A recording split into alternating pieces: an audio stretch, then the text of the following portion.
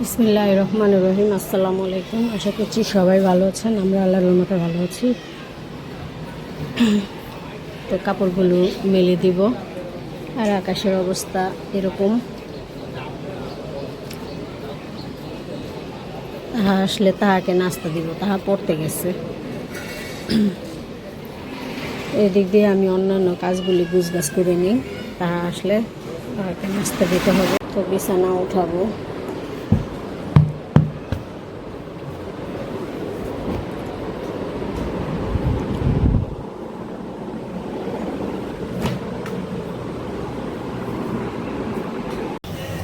তো এটা তাহা আসছে, তাহাকে নাস্তা দিচ্ছি।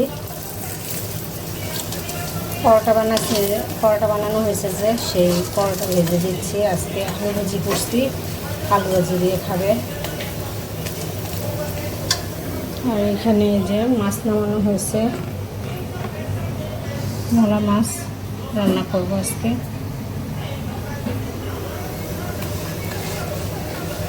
তাহাকে নাস্তাটা দিয়ে নিই।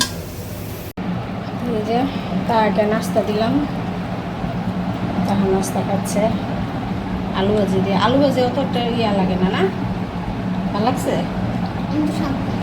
স্বাদ পাইনি। এই যে আলু আলু এমনি স্বাদ না, আলু বাইলে আলু না, তো এর জন্য স্বাদ লাগে না। আচ্ছা ঠিক আছে, তাহলে না তাহা নাস্তা কর।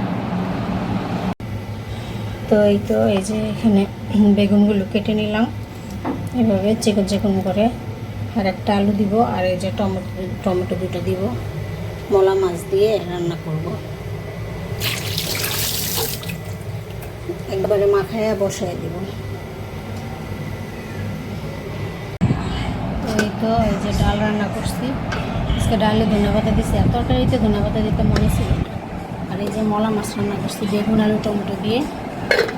আর এখানে যে ডাল ছিল, সেই ডালটা বাগার দিয়ে যে ভর্তা করছি। আর আলু ভাজি আছে সাথে।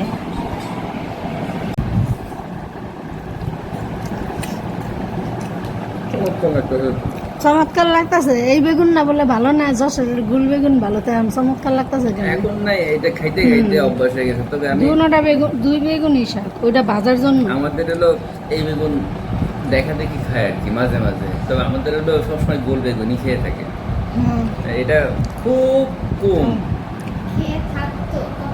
হ্যাঁ হ্যাঁ, এখন তোমার সাথে আছি, তুমি যেভাবে রান্না সেইভাবে খাইতে হয়। ইচ্ছা ইচ্ছা অনিচ্ছায় খাইতে হয়। তবে আমার গোল বেগুনই পছন্দ। এইটাই নিয়ম। আমি যখন আবার তোমাদের বাড়িতে গেছি, তখন আবার গোল বেগুনের তরকারি খাইছি না।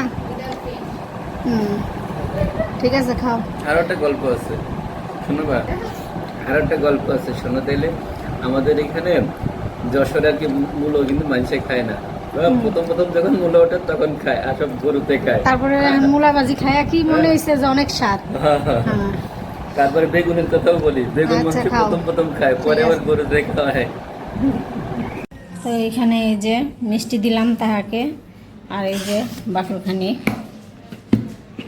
বাকরখানি দিয়ে তো মিষ্টি খেতে খুবই ভালো লাগে। এই যে বাকরখানি আনা হয়েছে। নাও তাহা নাও। আর এগুলি যে ওঠাতে যে ভেঙে গেছে, যেগুলি যে ভাঙছে হাতে ভেঙে গেছে, এগুলি খাও। আর এগুলি বক্সে থাকুক, ঠিক আছে বাবা? এগুলো দিয়া খাও। এই যে ভেঙে গেছে, দেখো কেমন লাগে। খাইছো কখনো বাকুরখানি দিয়ে মিষ্টি? বাকুরখানি দিয়ে মিষ্টি খাই। পুরান ঢাকায় আমরা ছিলাম, এমন খাইতাম বাকুরখানি দিয়ে মিষ্টি দিয়া। পুরান ঢাকার সব মানুষ বাকুরখানি মিষ্টি দিয়ে খায়, রসগোল্লা দিয়া। তো এই জন্য তাহাকে দিলাম মিষ্টি আর বাকুরখানি। তাহা কখনো খায় নাই। মিষ্টি থাকলে বাকুরখানি থাকে না, বাকুরখানি থাকলে মিষ্টি থাকে না, এরকম হয়। তো আজকে একদম দুইটাই আছে খাওয়ার মতো। ভালো লাগে বাবা বাকুরখানি দিয়ে? তাহা খাচ্ছে, আর আমি এই যে নিছি।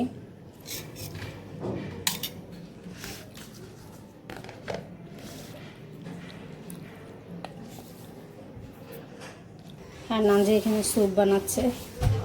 নানজি ভাই খাবে স্যুপ। নানজি মিষ্টি খেতে চায় না। থাই স্যুপ আনছে, থাই স্যুপ খাবে।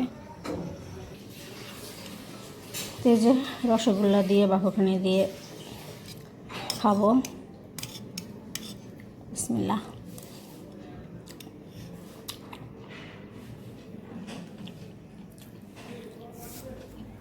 এগুলি উঠাইতে যায় ভাইগে গেছে।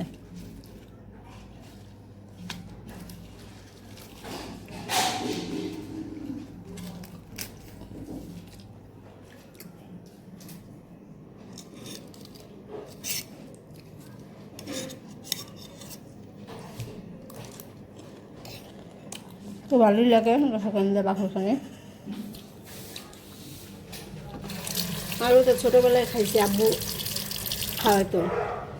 আবার ছোটো ইয়ে আসছিল, একজন লোক বিক্রি করতো রসগোল্লা আর বাকরখানি। ছোটো ইয়ে আসছিল, এই যে ঘরের মতন ছিল বানানো, মাথায় করে নিয়ে আসতো বাকরখানি আর রসগোল্লা। ওনাদের ওইখান থেকেও খাইতাম। আব্বু কিনা কিনা খাওয়াইতো। তো ঠিক আছে, তাহলে আমরা বিকেলের নাস্তাটা করে নিই, সন্ধ্যার নাস্তাটা। তো সবাই ভালো থাকবেন, সুস্থ থাকবেন, আমার চ্যানেলের সাথে থাকবেন। আল্লাহ হাফেজ।